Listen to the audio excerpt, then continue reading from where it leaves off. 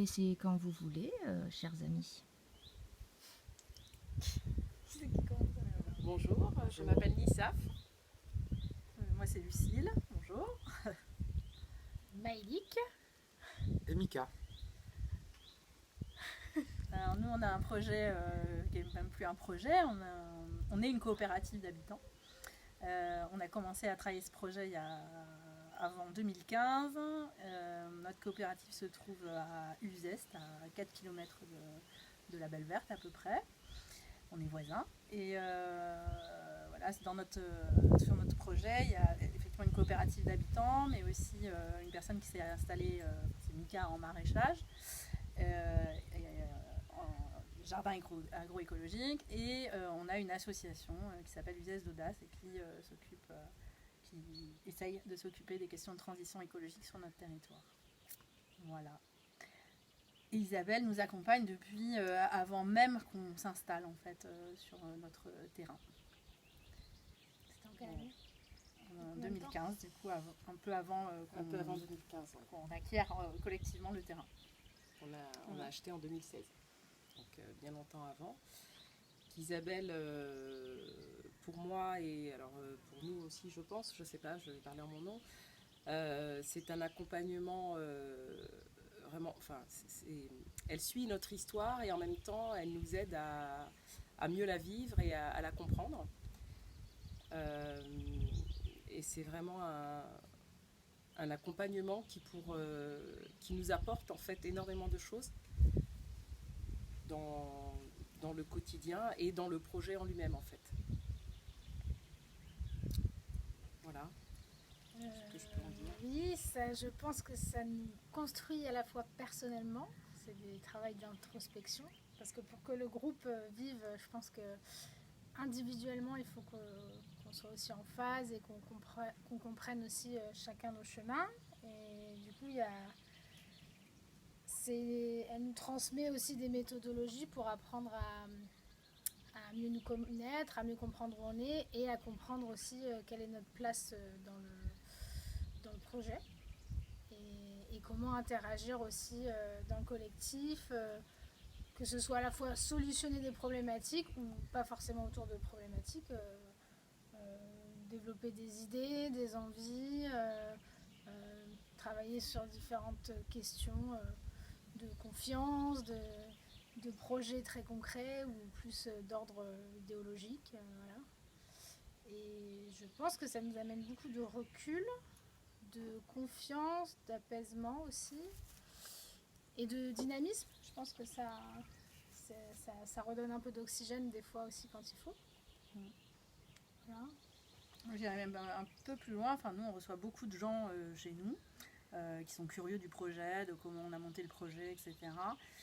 Et le discours qu'on tient, et je crois qu'on en est intimement persuadé, c'est qu'un accompagnement extérieur dans des projets collectifs, il est absolument nécessaire. Et nous, on est persuadés que sans cet accompagnement, notre projet ne serait pas debout aujourd'hui. Ce n'est pas des questions de résolution de conflits, c'est plus des questions de prendre du recul sur ce qu'on est en train de faire, comment on est en train de faire. Des fois, ça peut passer... on peut travailler avec Isabelle concrètement sur notre terrain, à faire des choses très très concrètes. Ça peut être du compost, de toilettes sèches, ça peut être du défrichage d'un endroit qui est important pour notre lieu, dans la façon dont on a pensé le design avec elle. Enfin voilà, c'est vraiment tout un tas de choses qui nous paraissent en fait cruciales.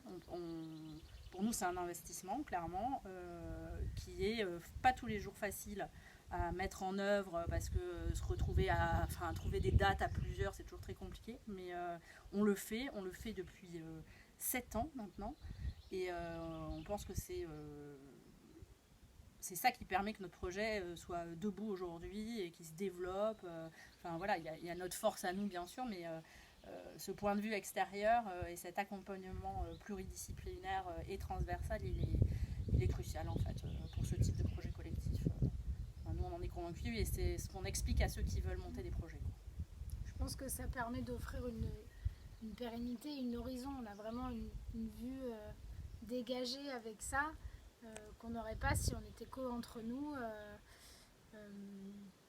pas forcément oui autour de conflits, mais ne serait-ce que faire évoluer le projet, et en fait d'avoir ce recul-là, ça permet de voir grand, ça permet de voir jusqu'où on peut voir grand aussi, comment on se mobilise, comment des fois on prend conscience qu'on n'est pas prêt à se mobiliser, que des fois c'est des temps de réflexion, et ça on pourrait pas y accéder effectivement, je pense, si on n'avait pas cette aide extérieure.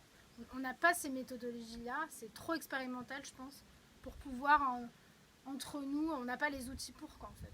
Ouais, et puis on est beaucoup nous dans le faire, dans le quotidien, et du coup c'est une prise de recul qui est absolument nécessaire. Mais aussi pour...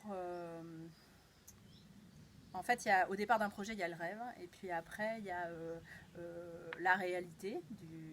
Et c'est bien aussi, cet accompagnement, il permet de se rappeler qu'on a eu un rêve, quoi, et de recentrer aussi sur ce rêve-là, sur les valeurs communes, sur le pourquoi on fait ça et comment on le fait. Voilà, ça permet tout ça, et quand on a la tête dans le guidon, c'est difficile de s'extraire parfois du guidon, quoi. Donc c'est important, voilà, ça marche bien, quoi.